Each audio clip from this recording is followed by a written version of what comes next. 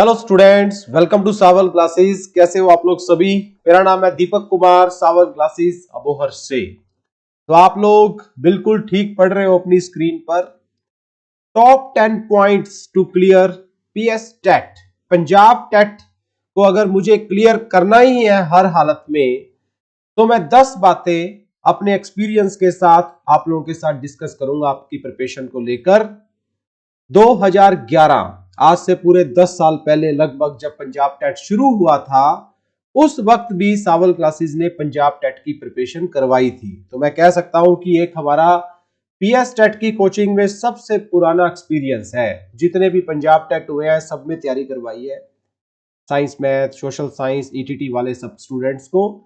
ये वीडियो मैं काफी दिनों से बनाने की सोच रहा था, पर क्योंकि पंजाब टेट सिर्फ 1 महीने के नोटिस पर आया तो शेड्यूल इतना बिजी था कि मैं ये वीडियो थोड़ा सा लेट बना रहा हूं। पर आज भी आप लोगों के पास अभी 9-10 दिन पड़े हैं, चिंता मत करो। इस वीडियो में से जितना कुछ पॉजिटिव आप निकाल सकते हो वो आप निकालना, अप्लाई करने की कोशिश करना।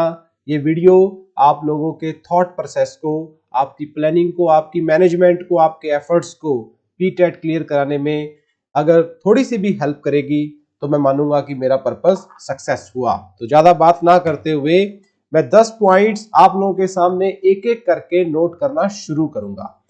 तो सबसे पहला पॉइंट क्या है स्टूडेंट, अगर मैं आपकी जगह पंजाब टेट का पेपर देने के लिए जाऊं और मुझे पी टेट अपना अगर क्लियर करना ही करना है, तो मैं जिन 10 बातों का ध्यान रखूंगा मैं आपके सामने रख रहा हूं। सबसे पहली बात क्या है, आप लोग अपना पंजाब टेट का जो ओरिजिनल सिलेबस है उसका एक प्रिंट आउट निकालकर अपने साथ रखोगे 24 घंटे।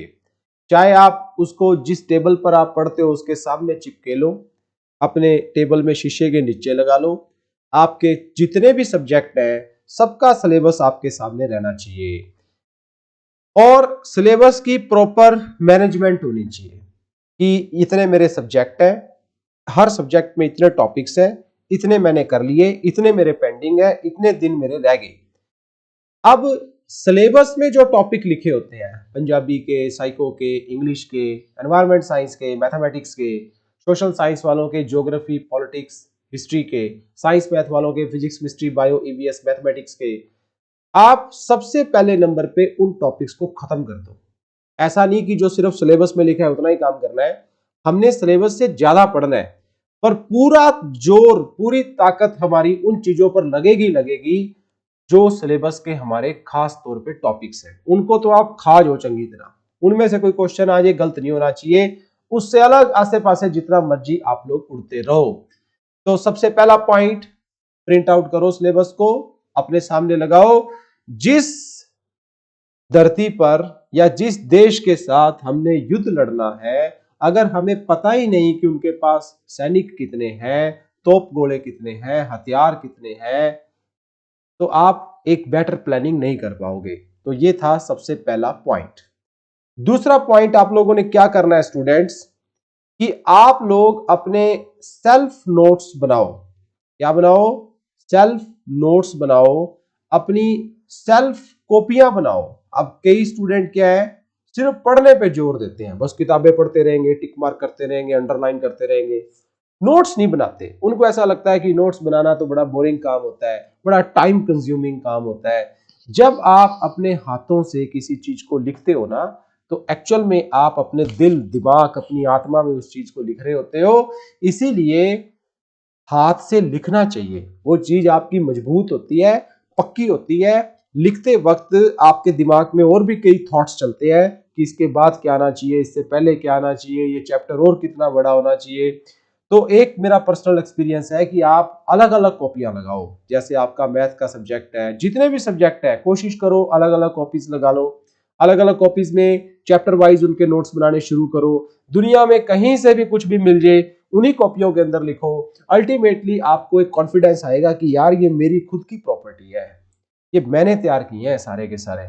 तो आप उससे एक बेटर प्रिपरेशन कर पाओगे, एक अलग कॉन्फिडेंस के साथ आप लोग आगे बढ़ोगे। तीसरा पॉइंट क्या है स्टूडेंट्स, आप लोगों में से ज्यादातर स्टूडेंट्स डेफिनेटली मुझे पता है कोचिंग लेते होंगे। आप लोगों ने या तो सावल क्लासेस को ज्वाइन किया होगा, सावल क्लासेस को नहीं भी ज्वाइन किया होगा तो दुनिया में XYZ और भी बहुत से इंस्टीट्यूट्स हैं, उनमें से आपने किसी को भी ज्वाइन किया होगा। तो मेरा तीसरा पॉइंट ये है कि आप एकेडमी जहां से भी पढ़ते हो उनके सारे लेक्चर्स लगाओ, ऑनलाइन या क्लासरूम जैसे भी पढ़ते हो उनके कोई भी लेक्चर आप लोग स्किप मत करना, सभी के सभी लेक्चर्स आप लगाओ। पर्टिकुलर मैं सावल क्लासेस के स्टूडेंट्स को कहना चाहूंगा, आपको 8-8 टीचर की टीम लगी हुई है पढ़ाने में, एवरी सैटरडे संडे आपकी क्लासेस लग रही है, हर रोज 5-5 6-6 घंटे आपके बैच लग रहे हैं। आप सभी लेक्चर्स लगाओ एंड तक। मेरे पास स्टूडेंट्स के फोन आएंगे, सर टाइम की कमी है, इतने लेक्चर्स कैसे लगाएं, हमें थ्योरी के नोट्स दे दो। कभी भी नहीं, मैं कभी भी स्टूडेंट्स को थ्योरी के नोट्स नहीं देता, क्योंकि नोट्सों से प्रिपरेशन नहीं होती। ये जो आप सुन रहे हो, ये जो आप लिख रहे हो, ये प्रिपरेशन होती है। कोचिंग का ये मतलब होता है। और हर चीज थ्योरी के अंदर पढ़ाई जाए, उसके सुंदर सुंदर नोट्स बनाए जाए, फिर उसके एमसीक्यू की प्रैक्टिस की जाए, फिर असली बात बनती है। तो अगर आप सावल क्लासेस के एक स्टूडेंट हो, गलती से भी कोई लेक्चर्स को मिस मत करो। अपने पेपर तक पूरे सिलेबस को आप जरूर कंप्लीट करो, सभी लेक्चर्स देखकर। ज्यादा से ज्यादा अगर आप ऑनलाइन तैयारी करते हो तो वीडियो की स्पीड को फास्ट कर लो, ताकि आप जल्दी जल्दी अपने सारे नोट्सों को बढ़िया से बना पाओ।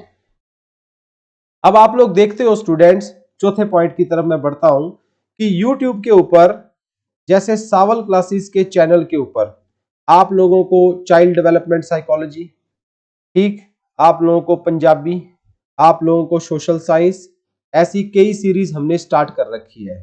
क्योंकि इस साल टाइम शॉर्ट था तो हम बाकी सब्जेक्ट की सीरीज सारी शुरू करने में थोड़े से इनकैपेबल थे, क्योंकि टाइम नहीं बचा था। पिछले साल की हमारी सारी सीरीज पढ़ी है, आप चाहे इंग्लिश की निकाल लो, साइंस मैथ की निकाल लो, सोशल साइंस की निकाल लो, वो भी सारी पढ़ी है।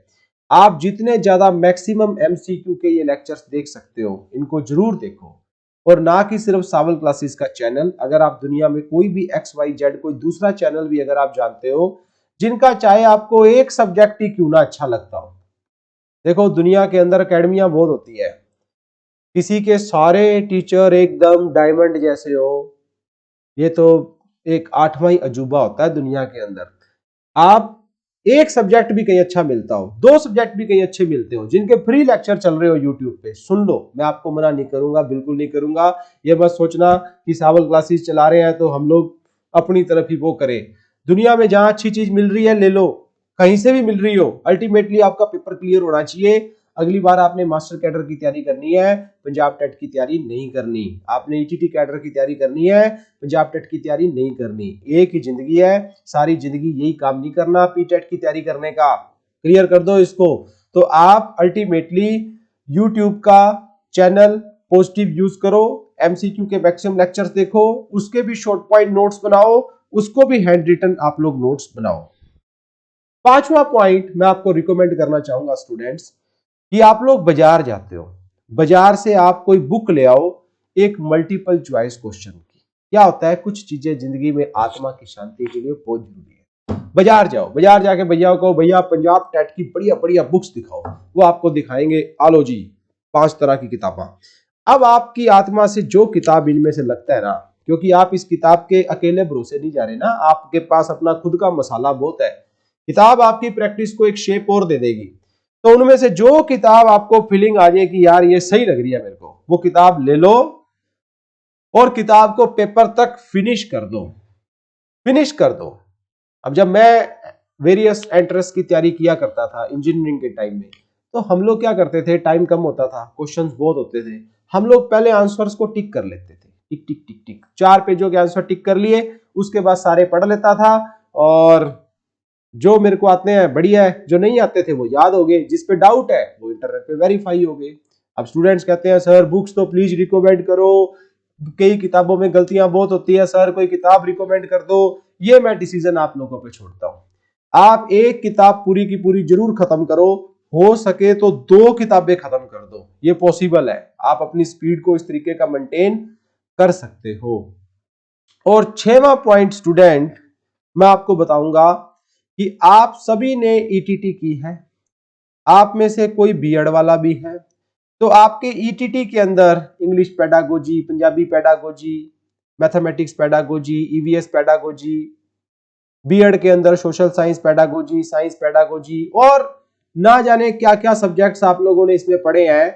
ये थ्योरी की बुक्स होती है और ये बहुत बढ़िया बुक्स होती है।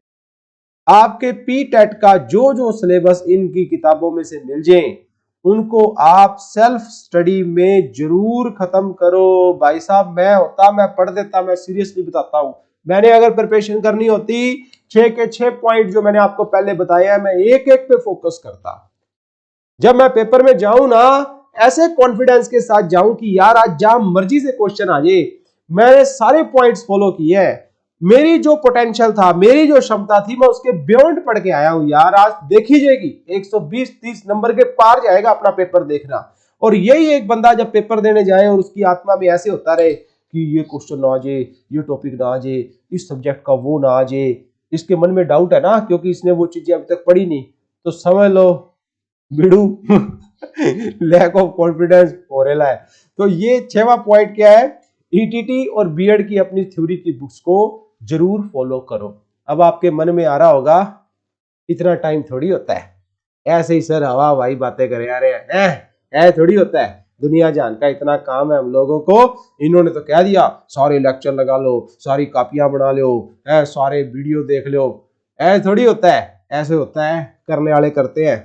अगर आपके मन में आ रहा है ना ऐसा नहीं होता, मैं जनरली अपने स्टूडेंट्स को बताता होता हूं कि if you think you can, you can, and if you think you can't, you can't, in the both way you are right.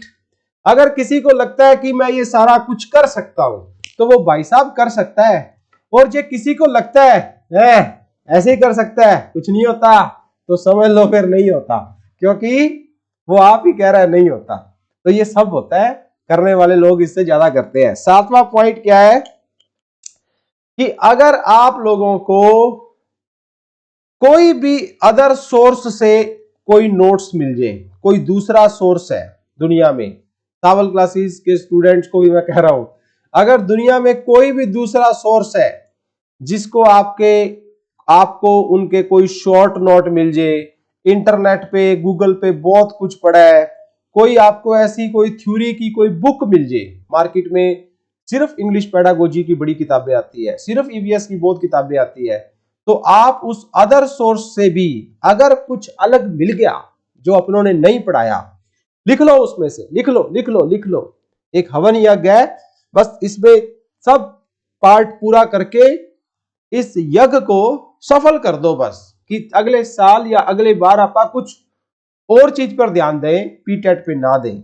और 8वां पॉइंट क्या कहता है, 3 पॉइंट और रह गए, वो है कि प्रीवियस ईयर के पेपर जितने कर सकते हो, जहां तक मैं जानता हूं ये 8वीं बार होने जा रहा है पंजाब टेट। प्रीवियस ईयर के पेपर्स, अगर आप ईटीटी वाले हो तो ईटीटी वाले, बीएड वाले हो तो बीएड वाले, कितने हैं, 7 पेपर है ना ज्यादा से ज्यादा, मेरे को लगता है 7 पेपर है, अभी तो 8-9 दिन पड़े हैं, ये आप लोग कर दो, ये आप लोगों को मार्केट से बहुत बढ़िया मिल जाएंगे। 100-150 रुपए किताब, ज्यादा पैसे नहीं लगेंगे, ओरिजिनल पेपर और मॉडल पेपर चक दो फटे। पुराने पेपरों को करने से एक अलग कॉन्फिडेंस मिलता है, एक लेवल पता लग जाता है, क्वेश्चन कैसे आते हैं वो पता लग जाता है। तो ये प्रीवियस ईयर पेपर्स आप जितने कर सकते हो स्टूडेंट्स जरूर करके जाना।